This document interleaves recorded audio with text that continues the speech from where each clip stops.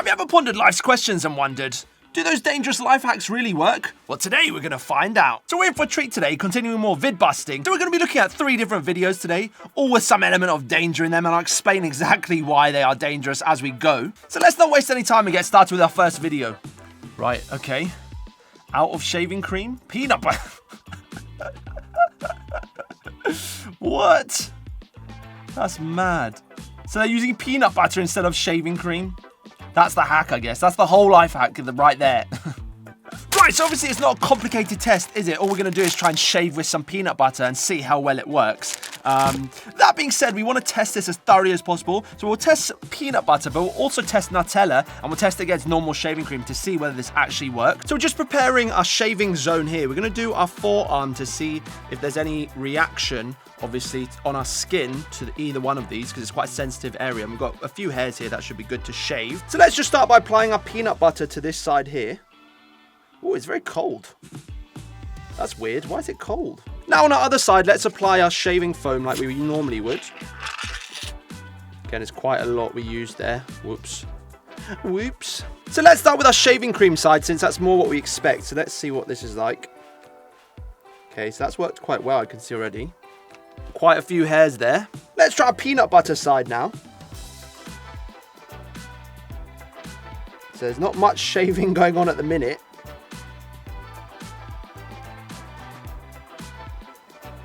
See, again, didn't quite actually shave anything. We did down there. Interestingly, it did actually shave some of the area. Can you see? So that was the peanut butter side there. The area that we did shave has gone through. So quite interestingly, if I have a look at the areas shaved, the peanut butter side did so much better of a job than our shaving cream side. And I think that's got to entirely to do with its thickness and its oil content.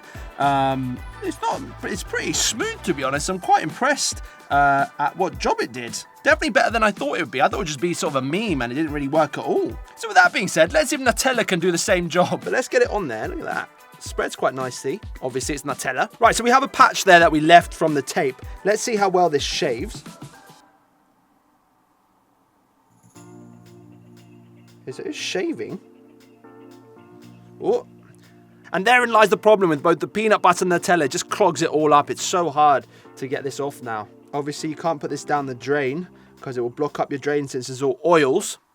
So if I had to give each of those a rating, I've got to say the shaving foam didn't do that great of a job. There's quite a lot of hairs left. I'll definitely have to go over again on that one. Nutella did actually a better job than that. It's quite smooth. And even the peanut butter did even better than that. It's very smooth and it leaves behind a pretty decent area, to be honest.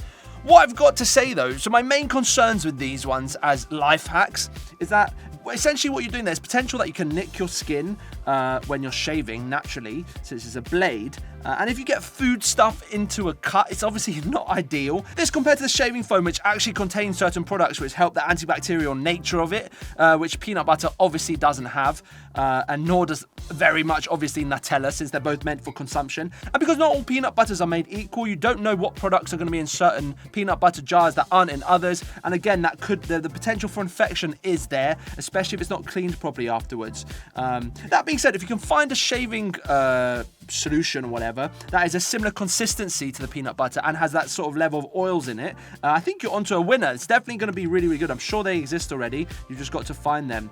But yeah, they did quite well, the Nutella and the peanut butter, but I don't think I'd recommend using them just because of the concept of it. If you do get an infection from shaving, it can be quite serious.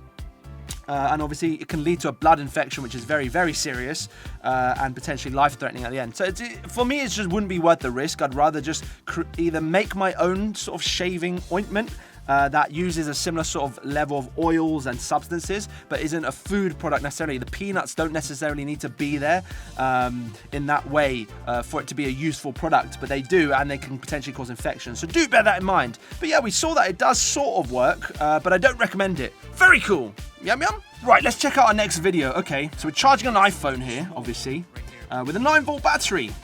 Do love me some 9-volt battery hacks. Okay, using a key to short it there. Okay, this does look quite interesting, and I can actually see this working up. If you know, I've done some tests on these before. That being said, we haven't done a very long test on it. It was a very short video. So let's see actually how much charge we can get out of this and if there's any dangers involved. So it's a fairly simple concept here. Obviously, we've got a 9-volt battery. That's a brilliant piece of design. And we've got our car chargey thing. This converts, essentially this is an 18 to 24 volt converter that converts the car battery into 5 volts that you need for your phone charge. So theoretically, we could see something that works here. It's in the right realm of possibility, but that being said, we're gonna have to test this and see. So let's just do that now. So we can just see what we're running on our 9-volt battery here, where there is actually 9 volts in there, if it's new. So just quickly check our 9-volt battery here. Let's see what it's reading. And it should be about 9.6, I think, on this one. Everything we need here, we've got a charging cable, 9-volt battery, and this car adapter thing. Let's plug our charging cable into there, just like so. We've got to grab our key now. Oh yeah, by the way, I want to show you these. I've got a Phillips key and a flathead screwdriver key. These have been the most useful tools I've ever bought in my life, and they cost me about 50p each. Honestly, they were so good. Anyway, let's plug this in. So exactly, we need a phone. We got to plug in a phone. So we've got this phone here. Let's plug it in. Just to show you, we're not plugged. It's a single wire. We're not plugged into anything. And you can see we're currently not charging, obviously, because it's just plugged into nothing. So let's see what happens now. So I hope everything's in frame, but let's touch these two together and see what happens. Okay, so that just vibrated. It is charging. That's quite incredible. We can see, hopefully you can see that, if I can keep the contact good. So it is charging. Is it still charging? No. Okay, so that is maintaining contact, but it keeps doing this thing where it just says charging, charging, charging. It's not actually doing anything. I think it keeps dropping out. The power necessary to charge your phone keeps dropping out. Now remember, this charger thing is rated 18 to 24 volts. So you can see it just doesn't have enough power in it. Even though we're maintaining contact now, it just keeps saying charging, charging, charging, and saying that it's being charged, but it's not actually charging. So I think it just hasn't got quite enough power to get this charging. So we can see that a single battery just doesn't have enough power to charge the phone in any meaningful way. It has enough power to set the notification off on the phone, but just not enough to actually charge it anywhere. So that being said, a lot of people last time I tried this suggested we try these two batteries in series. Now the benefit of a 9-volt battery is that you can do this, and it attaches. Now essentially what we have here is a battery that's 18 volts. And obviously this is rated for 12 to 24 volts. So this should be in the right realm. Let's see how much we can charge our phone with that setup instead of what we had before. So what you just didn't see is I burned the ever-loving flip out of my finger there. If you get your polarities wrong on this, what you'll end up doing is shorting the system. This got incredibly hot, our little thing on the side here. Hot enough that it's burned my finger. So I figured out the right polarities, but that being said, these are exactly the sorts of dangers you need to watch out for in this. So let's do that correctly this time without actually burning ourselves. So you can see we're not plugged in anywhere else. Our polarities are correct. We are actually getting a consistent charge on the phone. So now we are currently on 22% of charge on the phone. Let's see if I leave this on for a while if it starts to charge more. And now we're also not getting burned by this anymore because it's now running a normal circuit. So it's not shorting. Let's see what temperature. I've got a thing we can measure temperature with here, thermometer. So we're 30 degrees on our batteries and 27 on this little, I guess, is it a transformer? I don't know what to call this. But we are getting a consistent charge, which is good. Obviously, this makes more sense though. This is rated 12 to 24 volts. We've got about 17, 18 volts here now with what we've used already on these 9-volt batteries in series. So we should be able to charge this better. Oh, we just went up to 23%. So this does actually work as a charger. Let's quickly measure what temperatures we're on these. So they've gone up to 31. And that's 34 now, so this is getting very warm. So even though we saw that did work, at this rate, you might as well buy a battery bank phone charger, which has everything you need that it comes with already. You don't need to buy any extra bits like car chargers or have these lying around. Essentially, it's this whole package in one with a better battery and better situation to plug your phone in with the USB. So this is kind of redundant at this point, not only to mention the fact that you can potentially burn yourself, which like I did, I got my polarities mixed up on there because it doesn't mark off which one is positive and which one is negative. So you have to guess at first and see which works and which doesn't. And short the system, obviously the other way around. You know, and other things also, like the batteries are heating up. It's not so much a life hack here as like a fun little experiment that has a fair amount of dangers in it and potentially, again, could burn your house down. So not really worth it. Very cool. Right, let's check out our next video. Okay. Whoa, so you can use a lighter to make ink disappear, apparently. That looks crazy. Let's watch that again. That was extremely short. Let's see that again. Right, okay, so using a lighter, seemingly the ink just disappears. Yeah, that's exactly what you want to be doing. Applying a lighter to some paper. That's a great life hack right there. But let's just, so we've got a pen and paper here. This is a normal biro, by the way. So you can see there, we've got our writing on our piece of paper. Is it going to focus? So hopefully that's focused. So we've got a lighter here. Let's see what happens when we heat this in 3, 2, 1. Is it disappearing? Nothing. The paper is starting to yellow. So yeah, not great. Obviously you can see we didn't quite burn the paper here, but any longer the paper will start to burn. So obviously we saw that didn't work with a normal biro, but what they didn't tell you is it's specifically one of these pens you have to try it with. This little bit of rubber at the back of this pen causes a little bit of friction, which then causes a little bit of heat and actually makes the ink disappear as you're writing, so if you want to rub something out. So it's quite an amazing piece of technology. That being said, they use this same principle just with the heat from a lighter instead of the back of the pen, so I can write. So if you look, I've got it at the bottom there. That's the special ink we use. So let's see what happens in 3, 2, 1. And you can see that it does in fact start to disappear, unlike our biro, which does nothing. Despite the fact that this works, please don't try this at home. Obviously, this is a terrible idea.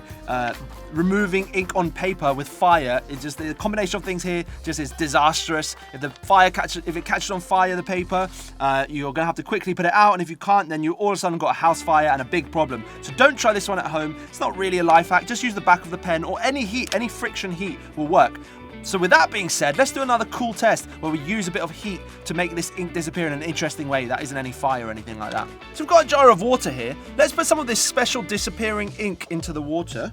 Hopefully it mixes. So we mix some of our special ink into there. You can see it going in now nicely. We'll get that saturated. This test should look a bit like magic if I think it's going to work like it's going to work.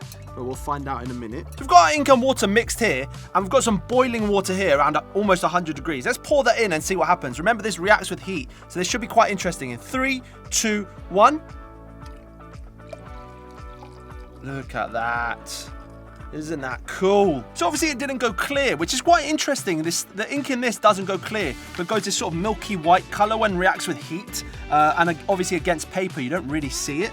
But yeah, you can see there that all reacted with the heat. I wonder if this cools back down if it goes black again. I don't think so. I think it's a sort of one-way reaction. But yeah, very interesting stuff. Even though the science is quite cool there, we did see that's a bit pointless, the whole life hack of it, heating up with a lighter. Just use the back of the pen. It's much better, much safer, and you don't have a chance of burning your house down when you use it. Right, so we pondered life's questions, shaved our arm with Nutella, and even got burned by a 9-volt battery. Who says we don't do it all? Now remember, we post these videos every Monday, Wednesday, Friday for these longer form videos, and we post short videos every other day anyway. And so make sure to subscribe and hit the bell to see more of this. Let me know in the comments what sort of videos you want to see me try next. Do you like these series, the vid busting series? I really enjoy making them, but maybe there's some other stuff you want to see me try. With that being said, I've got some big plans coming in the future, so make sure to stick around and subscribe to not miss that.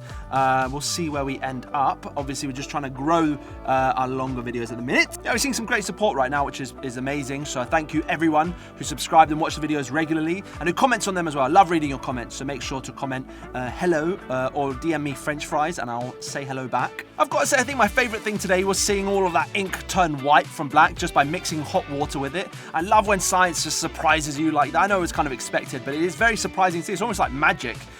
So that was the coolest thing. Yeah, definitely the worst hack though was the lighter on the paper to remove the ink. It's just a silly thing. Don't try that.